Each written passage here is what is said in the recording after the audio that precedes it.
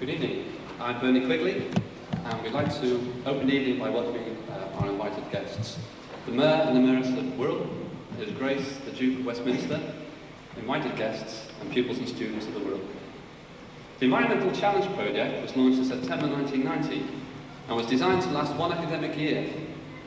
The aim of the competition was to address local street corner issues, encouraging pupils and students to select areas which were within their power to effectively change and improve.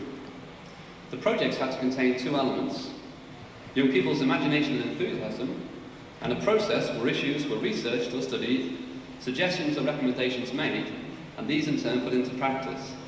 I'd like to introduce you to Mike Liddell, who will tell you more about the challenge. The Environmental Challenge represents a three-cornered partnership with the Wirral. Firstly, supporting organisations, the Wirral Globe newspaper, the local authority Department of Education, Housing and Environmental Protection, and St Benedict's High School. Secondly, the sponsoring organisations. We invited 12 prominent companies present in the Wirral to join a team representing a cross-section of UK industry. They were British Airways, BNFL, BT, McDonald's, Manway, Marks & Spencer, Nolan, National Westminster Bank, Sainsbury's, Shell, Unilever, and finally Vauxhall's. Thirdly, and most important of all, the pupils and students of the Wirral. Our 12 companies provide us with the resources to offer a unique price structure, as well as administration costs, help, facilities, and expertise. There's been three themes underlying the project. Firstly, we want to promote the young environmentalist as being positive, sociable, influential, energetic, and most of all, professional. The Environmental Challenge is currently enlisting 12 young people who will work with our 12 companies equipped with an environmental brief. Secondly, we advocate a strategic approach, borrowing a term which is used in industry. This involves focusing on and identifying the nature of a problem, and then determining the best plan of action to solve it. This often involves help and advice from people closest to the problem. Thirdly, the project suggests that the environment is everybody's responsibility. Workers, students, voters, consumers, families and industrialists. The competition encourages total responsibility. The project looks forward to developing this model of good practice and sharing it with our European neighbours. At this point in our presentation, may we invite you to sit back and enjoy watching some of our young people in action.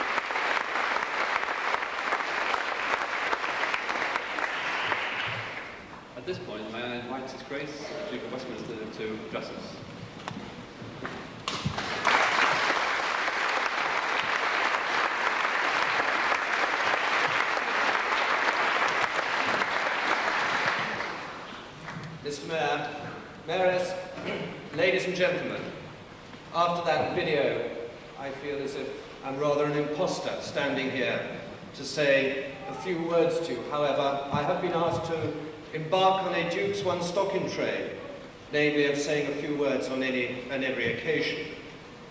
However, it was with the greatest possible pleasure that I accepted your kind invitation to be with you this evening. And I hope you feel it was for the right reasons. I'm not here because I'm aggrieved. I don't understand what the phrase really means.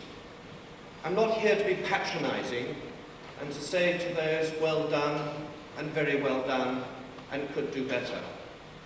I come to you this evening as a countryman by birth from the west coast of Ireland, and a countryman by inclination. And also a countryman whose family has been here since 1068, whose first records of maps go back to 1162. And in those times one can see how much of our environment has changed, and has changed to a great extent, specifically from the march of the Industrial Revolution. How our environment has had to adapt, how our environment has had to be patient, and how long-suffering our environment in fact is. However, perhaps we may be pushing it now to the limit. So it is a great pleasure to be with you. Sadly, and it is sadly, of the teaching profession today, it is not uncommon to find that there is criticism, and in my view, totally unjustified. So it is particularly pleasing to find an opportunity like this that demonstrates so admirably the quality of British education to a wide audience. Firstly, I would like to thank the Wirral Borough Council Departments of Education and Environmental Health. Secondly, it is encouraging to note that the commercial support for the project through 12 local and national organisations that have sponsored the challenge, and the extremely high profile achieved through the sponsorship of the Wirral Globe. To all those, I have to say thank you, and when I say thank you, I mean thank you, because without your help, your endeavours, your courage of your own convictions, and that of your companies, surely this would not be the competition, or indeed the challenge, that it clearly has been. And in particular, I would like to mention the headmaster and staff of St Benedict's High School, Upton. The headmaster, who has given Mr Quigley and Mr Liddell the opportunity to put so much time and effort into this project. They have done, frankly, exemplary work, giving their own time in addition to their teaching commitments. The project relies on their support, and I thank you for them, for this. They have shown, ladies and gentlemen, a remarkable degree of leadership, and I would like you to give them perhaps a round of applause in recognition of this.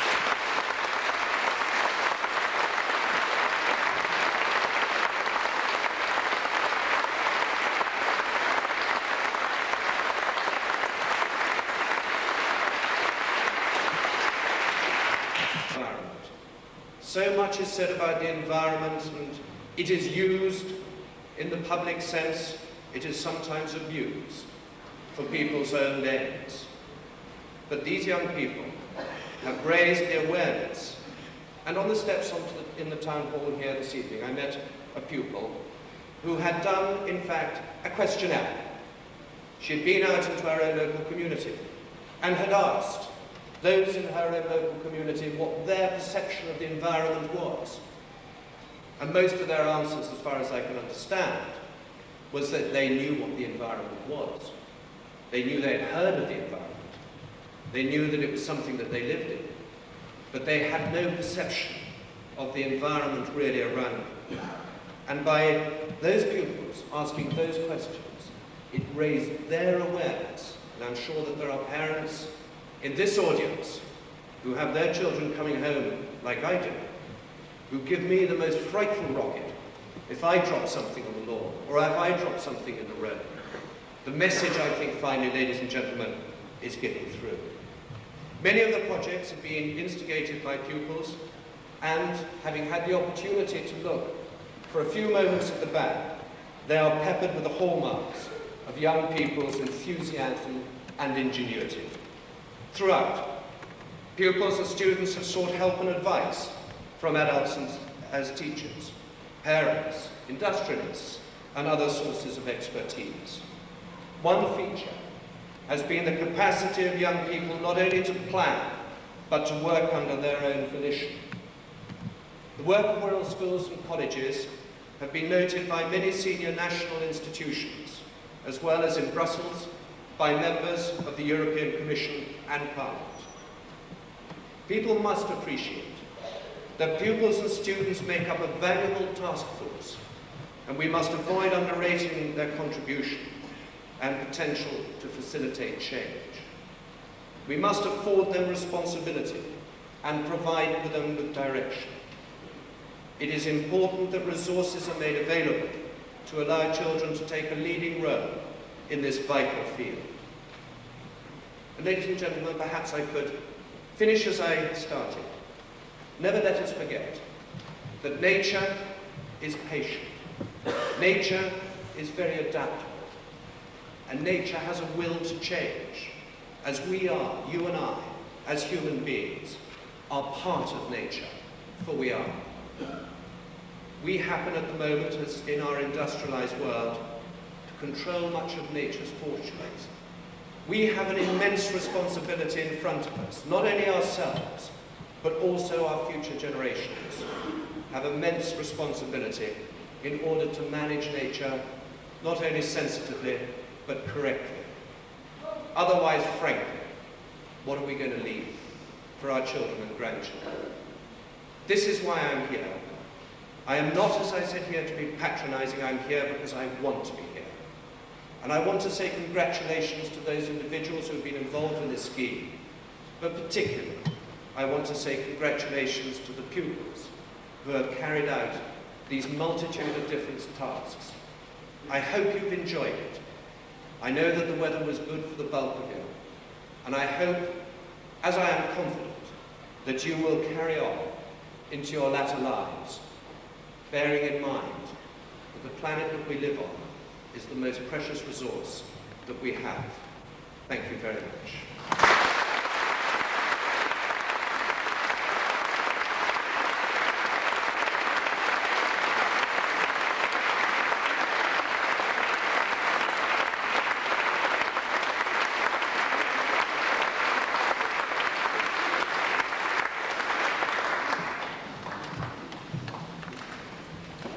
Thank you indeed for this, Grace.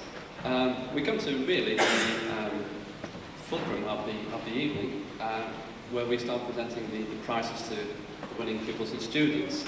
Can I ask them, if they will, can they come up to the catwalk, collect the prize of His Grace, and can they return to their seats, one after the other? First of all, we're looking at the primary school age group, age 5 till 11. Just before we present it, very briefly, the judges asked me to comment on the fact that this actually held the greatest variety of projects and depth of investigation. The winner of the £1,000 individual category was Christian Matthews from New Brighton School, primary school, who conducted experiments into water pollution. If you could come up, please, and collect his prize.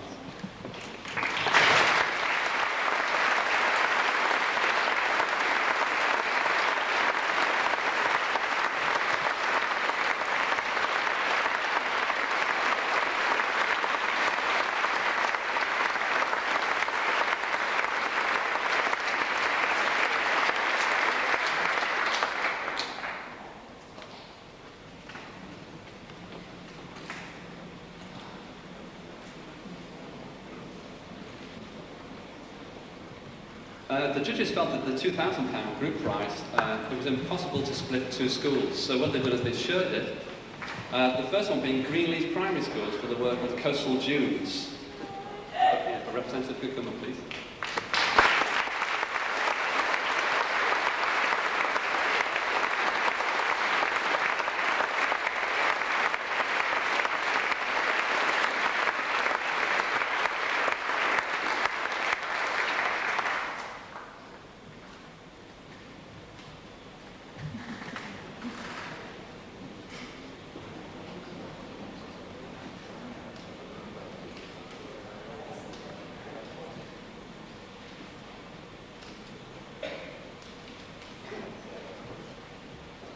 The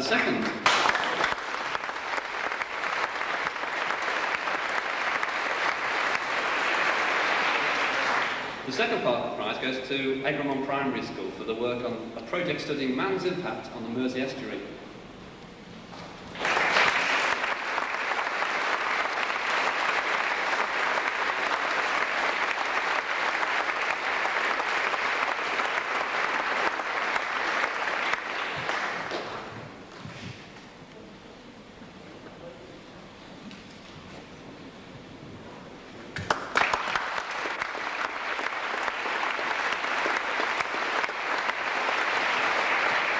The 3000 whole school prize was awarded to Portland Primary School for the work on recycling.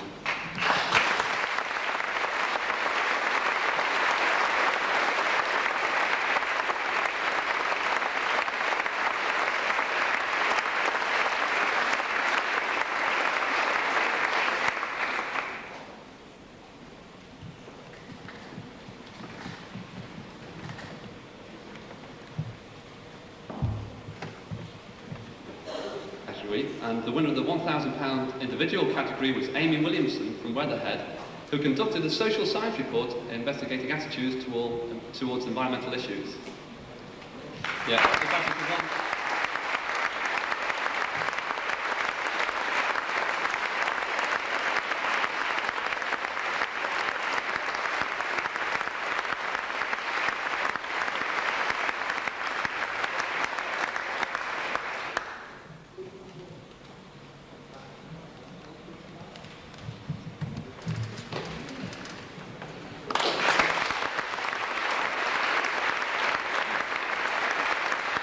And group prize was Woodchurch High School for the work in developing a nature reserve in the grounds of the school and re-establishing targeted plants and wildlife.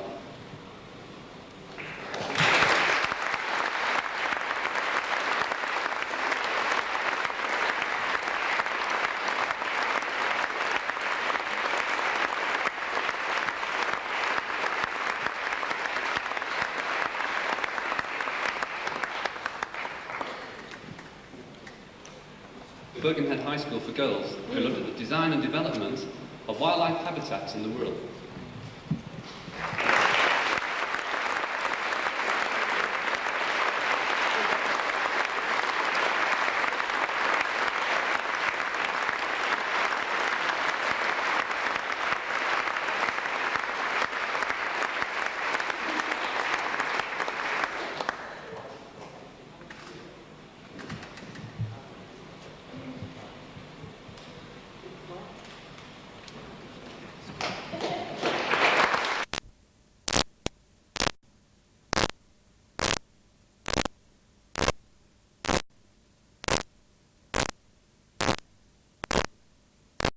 Sixth form, which offered a variety of senior environmental projects, which included the land development study at Harrison Drive.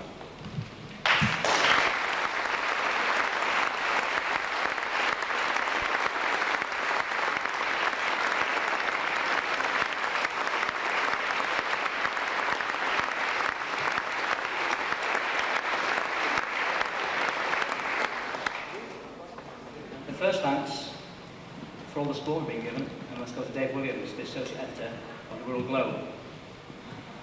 I'd like to endorse the thanks all being given to the headmaster, the staff and pupils at St Benedict's High School, with a special mention to Paula, Anne, Sandra, Sue and Pete Woods, who've been terrific right the way through.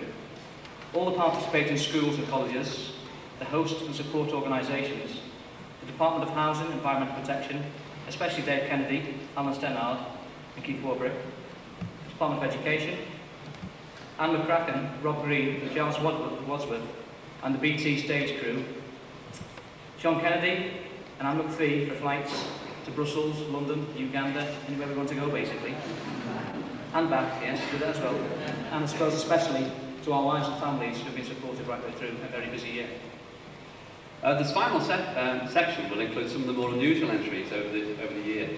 At the end of the section, please feel free to look at the exhibits and projects. There's a sample which are on show in the back corner of the hall. The first video will highlight Portland Primary School. Now they've written a specially composed rap song using the theme of recycling. garden. At the back of our school is a piece of land, not very large and not too grand. It was a mass of weeds and clay, until the students thought and said one day, a garden we could make right here, a place to flower all through the year. The colours now in bright array